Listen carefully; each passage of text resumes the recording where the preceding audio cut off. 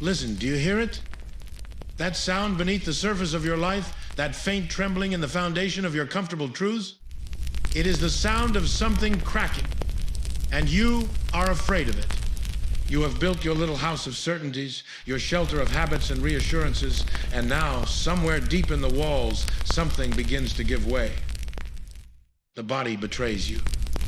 A truth you held sacred reveals itself as hollow. And you, what do? You scramble. You patch. You deny. You numb yourself with distractions, with the opium of the crowd's approval, with the fiction that if you just hold tighter, nothing will change. But I say to you, let it crack. Let it shatter. I have watched humanity for long enough to know this. We mistake our comforts for our virtues, our fears for our wisdom. We call prudence what is merely cowardice. We call acceptance what is merely exhaustion. We call peace what is merely the silence of defeated spirits. And in this grand self-deception, we never discover what we truly are. We never forge ourselves. We remain soft, pliable, shaped by circumstance, rather than by will clay that never enters the fire. But you, yes, you were not made to remain clay. You were made to become iron. Do you understand what I am telling you? What you overcome becomes your strength, not what you avoid, not what you negotiate your way around, not what you cleverly sidestep or delegate to others or pretend does not exist. What you overcome, what you face directly, wrestle with in the darkness, bleed against, struggle through until your muscles shake and your certainties dissolve and you no longer recognize the person you were when the struggle began. This is not a metaphor for comfort. This is not a pretty phrase to embroider on a pillow. This is the law of all becoming, the secret architecture of every genuine transformation. You do not grow by addition, by accumulating more knowledge, more possessions, more achievements, stacked like coins in a vault. You grow by transmutation, by taking what opposes you, what threatens you, what would destroy you, and making it the very substance of your power. Think of the tree that grows on the mountainside, battered by wind. Does it grow straight and tall like its cousins in the sheltered valley? No. It grows twisted, gnarled, its roots gripping stone like iron fingers. The wind that might have broken it has instead made it unbreakable.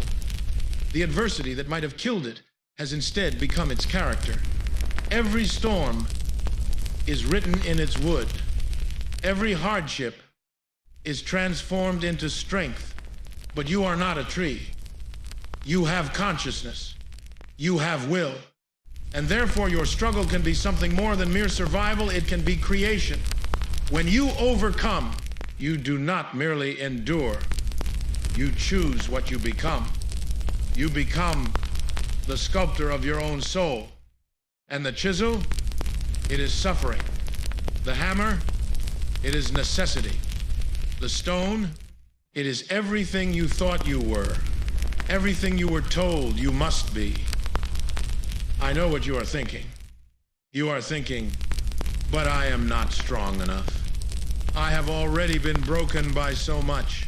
I am tired. I am wounded. How can I overcome when I can barely stand? And here is where you must listen most carefully. Here is where most of humanity goes astray, where they abandon themselves at the very threshold of their becoming.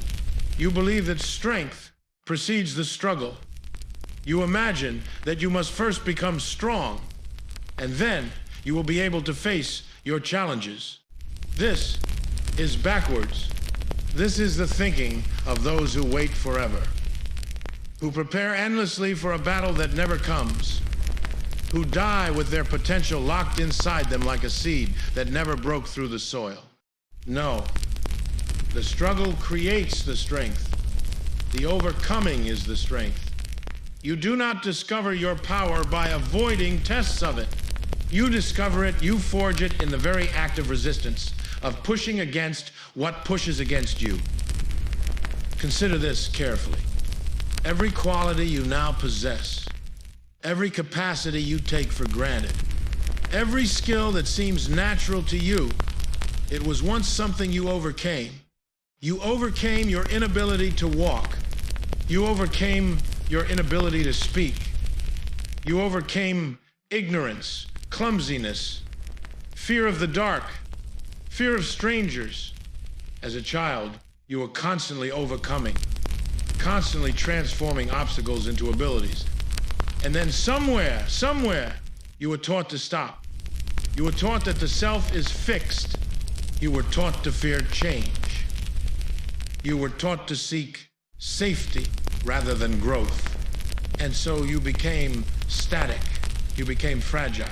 You lost the very instinct that made you human, the instinct to become. But I tell you, that instinct is not dead. It is merely sleeping. And it awakens the moment you stop running from your struggles and turn to face them. What are you avoiding right now? What fear have you been feeding with your avoidance? What weakness have you been protecting by never testing it? What difficult conversation have you been postponing? What discipline have you been refusing? What truth about yourself have you been denying? Name it. Look at it directly. Because precisely, that is your invitation to strength. That is the door you must walk through. That is the dragon you must slay. Except there is no dragon, there is only your own resistance, your own refusal to change, your own clinging to who you were instead of who you might become. Let me tell you something about suffering, since you will meet it, whether you choose to or not. There are two kinds of suffering in this world. There is the suffering of the strong and the suffering of the weak. The suffering of the weak is complaint. It is bitterness. It is the endless rehearsal of grievances, the cataloging of wounds, the identity built on victimhood. This suffering diminishes. It makes you smaller, harder, more closed. It is suffering that leads nowhere, that circles back on itself, that feeds on itself, until you become nothing but a wound that speaks. But the suffering of the strong, this is different. This is suffering that creates. This is pain that transforms. This is the agony of the caterpillar in the chrysalis, the seed splitting open, the snake shedding its skin. It is not pleasant. It is not comfortable, but it is productive. It leads somewhere. It leads to you, but a you that does not yet exist, a you that is being born through the very act of struggle. And here is the great secret they do not tell you. Once you have overcome something genuinely difficult, once you have transmuted suffering into strength, you become different. Not merely stronger in that one area, different in your fundamental relationship to difficulty itself. You discover that you can do what you thought impossible. You discover that your limits were fiction. You discover that the voice that said, "I cannot," was a liar, a coward, a ghost of old conditioning. And once you know this, once you have tasted your own becoming, you cannot unknow it. You begin to hunger for challenges, not because you are masochistic, not because you worship suffering for its own sake, but because you have discovered what humanity has forgotten, that we are not meant for comfort. We are meant for growth. We are meant to be perpetually under construction, perpetually outgrowing yesterday's self, perpetually becoming what we are not yet. This is why I speak of the will to power, though. How that phrase has been misunderstood. It is not the will to dominate others. It is not the brutish impulse to control and conquer. It is the will to overcome yourself. It is the drive to master what masters you. It is the hunger to transform your weaknesses into capacities, your wounds into wisdom, your suffering into strength. Every addiction you conquer makes you freer. Every fear you face makes you braver. Every truth you acknowledge makes you more real. Every discipline you maintain makes you more yourself. This is not becoming someone else. This is becoming who you are beneath the layers of compromise and conformity and cowardice that have accumulated like dust on a mirror. But let us be honest about what this requires. Let us not predify it with spiritual platitudes or motivational slogans. Overcoming is not an event. It is not a moment of peak inspiration where everything suddenly becomes clear and easy. It is a practice. It is daily. It is unglamorous. It is the quiet decision, repeated 10,000 times, to do what is difficult rather than what is easy, to face what is painful rather than to flee into distraction, to build rather than to decay. And there will be failures. Oh yes, there will be failures. You will fall. You will relapse. You will betray your own intentions. You will discover cowardice in yourself you did not know existed. You will make the same mistakes again and again, and you will despair of ever changing. This is all part of it. This is not evidence that you cannot overcome. It is evidence that you are in the process of overcoming. The sculpture does not emerge with the first strike of the chisel. The iron does not purify with the first heating. You must return to the fire again and again. And here is what you must understand about those who have genuinely overcome, those who have transmuted their suffering into strength. They are not invincible. They are not without weakness. They are not superhuman. But they have learned something that most never learn. They have learned to use their struggles rather than be used by them. They have learned to ask, not, why is this happening to me? But what is this making possible? Not how do I avoid this, but what do I become by moving through this? This is the art of redemption. Not in the religious sense, not as rescue by an external force, but as self-redemption, as the alchemical transformation of lead into gold, of poison into medicine, of weakness into power. Nothing is wasted. Every scar becomes wisdom. Every failure becomes teaching. Every humiliation becomes fuel. But only, and listen carefully here, only if you will it to be so. Only if you refuse the seductive comfort of victimhood and choose instead the demanding path of self-creation. I have spoken of the eternal recurrence, that thought experiment, most terrible and most liberating. Imagine that you must live your life again, exactly as it is, infinite times. Every pain, every failure, every humiliation, every loss, infinite times. Most would recoil in horror.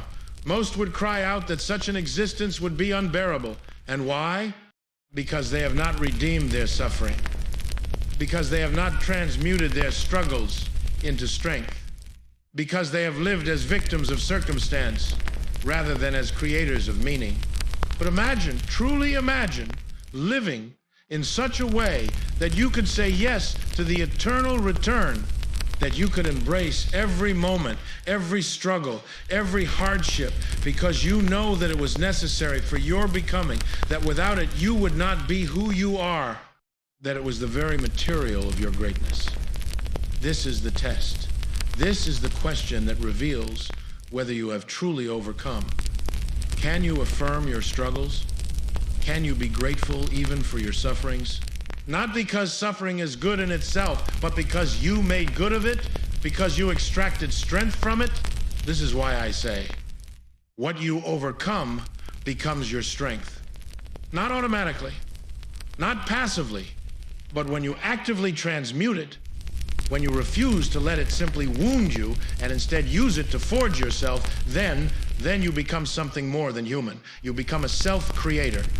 You become an artist of existence. You become one who says, I am not the product of my circumstances. I am the product of my decisions. I am not what happened to me. I am what I chose to become through what happened to me. And now let us speak of what most interests you, though you perhaps do not admit it, the practical matter. How? How does one actually do this? How does one move from understanding to embodiment? How does one stop merely agreeing with these words and start living them? First, you must stop seeking permission. Stop waiting for the right moment. Stop looking for the technique, the system, the perfect method that will make it all easy. There is no such thing.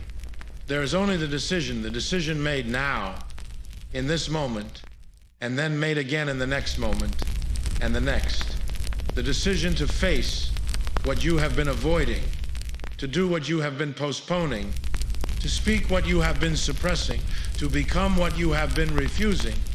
Start with what is immediately before you, not with grand transformations, not with dramatic gestures, but with the small struggle that sits in front of you right now, the difficult conversation, the uncomfortable discipline, the truth you have been evading, the habit you have been feeding despite knowing it diminishes you. Choose one. Choose the one that makes you most uncomfortable to think about, because that discomfort is your body's recognition that here, precisely here, is where you must grow. And then you do it badly. You do it imperfectly. You do it afraid. This is crucial. You do not wait until you feel ready, until you feel strong, until you feel confident. You act despite the fear, despite the weakness, despite the doubt. And in the acting, you discover what you could never discover in the waiting, that you are more than you thought, that you can bear more than you imagined, that the fear was a liar. This is the beginning of overcoming, not the conquering of the external obstacle, but the conquering of your own resistance to growth. And once you have done this once, genuinely done it, you have begun to understand. You have tasted your own becoming, and now you know the way. Second, you must learn to love your struggles. Not in some masochistic sense, not by pretending that suffering is pleasant, but by recognizing that every struggle is an opportunity to become stronger. Every obstacle is an invitation to become more resourceful. Every failure is a teacher more valuable than any success. The universe is not against you. It is neutral, but it responds to you. It gives you exactly what you need to grow, which is often exactly what you do not want. Can you shift your orientation from resentment to gratitude? Not shallow gratitude, not the pretense that everything is fine, but deep gratitude for the forging process itself, for the fact that you are being tested, shaped, strengthened. This is the perspective of the warrior, the artist, the creator. They do not lament the difficulty of their materials. They use the difficulty. The sculptor who works with marble knows that it is precisely the hardness of the stone that allows for lasting beauty. Soft clay makes only temporary forms. You are the sculptor and the stone simultaneously. You are shaping yourself with the hammer of your will, using the resistance of your own habits, fears, and limitations as the medium. And the harder the stone, the more ingrained the habit, the deeper the fear, the more stubborn the limitation, the greater the satisfaction when it finally yields, when you finally break through, when you finally become something new. Third, you must abandon the fantasy of completion. There is no final state where you have overcome everything, where you are perfectly strong, perfectly wise, perfectly disciplined. This is the trap of the weak. To imagine that somewhere, somehow, they will arrive at a place where struggle ends, where everything is easy. No, every level of strength reveals new challenges. Every summit reached reveals higher mountains. This is not discouraging, this is exhilarating. This means you will never stop growing. This means there is no ceiling to what you might become. Think of it this way. The strong do not become strong and then rest. They become strong and then face stronger challenges. The wise do not become wise and then stop learning. They become wise and then encounter deeper mysteries. The courageous do not become courageous and then avoid danger. They become courageous and then take on greater risks. This is the spiral of growth. Each overcoming prepares you for the next overcoming. Each strength you develop becomes the foundation for developing greater strength. And in this process, something remarkable happens. You begin to change not just in capacity, but in essence. You begin to change not just in what you can do, but in who you are. The person who has genuinely overcome becomes someone who seeks growth rather than comfort, who welcomes challenge rather than fleeing it, who understands that a life without struggle is a life without meaning, without depth, without the very quality that makes us human, the capacity to become more than we are. Let me tell you what I have observed about those rare souls who have truly mastered this art of transmutation, who have learned to make strength from their struggles. They carry something unmistakable. Not arrogance. Arrogance is always the mask of weakness. Not hardness. Hardness is the brittleness of those who have never really been tested. No. They carry a certain ease in the face of difficulty, a calm in the face of chaos.